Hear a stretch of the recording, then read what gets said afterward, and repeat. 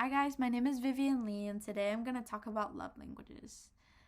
When you get into a relationship with your significant other, you might think that expressing love to your significant other regularly is okay, but don't you think it's even more important when you specifically know how your partner wants to receive love from you? Love languages are important because you are less likely to have miscommunication issues if you know how to reach your partner at their best level.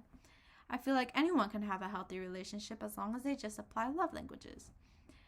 Today I'm going to go over 3 points. What are love languages? How are they important? And how do you make your loved one feel loved by incorporating their own love languages into your relationship? According to Christy Overstreet, there are 5 different love languages: words of affirmation, quality time, physical touch, acts of service, and gifts. Throughout my lifetime, my love language has changed so many different times, but as of right now, I feel like it is most definitely words of affirmation. According to Carol Brewis, words of affirmation is when someone prizes verbal connection. Acts of service is when someone lends a hand or does something kind for you. Gifts is when someone gives you something meaningful or physical. Quality time is when someone dedicates all their special time just for you. And lastly, physical touch is when someone admires physical affection. So, how are these important in relationships? According to Madeline Kennedy, if you and your partner both have different love languages and you guys don't realize it, issues may arise. For example, your love language is acts of service. You make breakfast for your partner every single morning, but they might not even take that as a sign of love because their main love language is words of affirmation. They might be looking for some sort of verbal connection with you. The key to making someone feel loved is by speaking their love language, even if it's not yours, according to David Woodsfellow.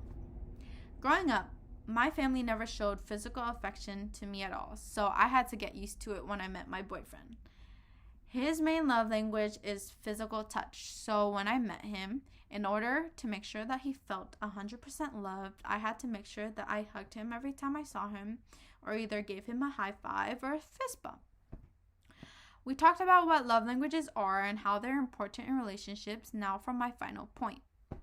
According to Jennifer Priam, the best way to incorporate other people's love languages into your own relationship with them is to ask your partner, what do I do most that makes you feel loved?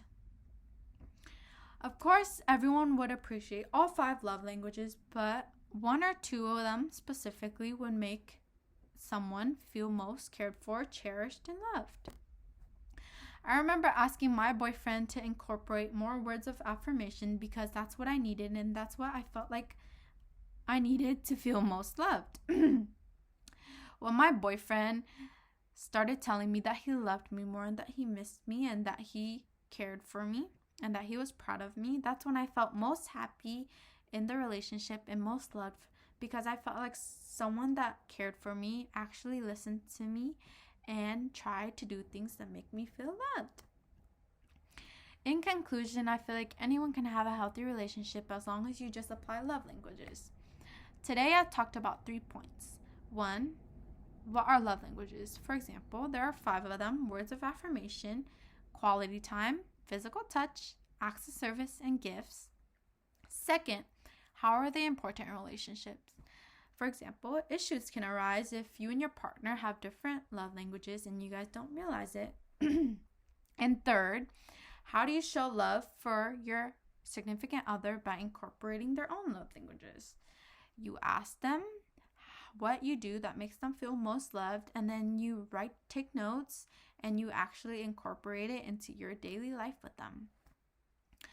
According to YouGov America, 62% of men and 66% of women feel like they do great at incorporating their partner's love languages to make their partner feel loved.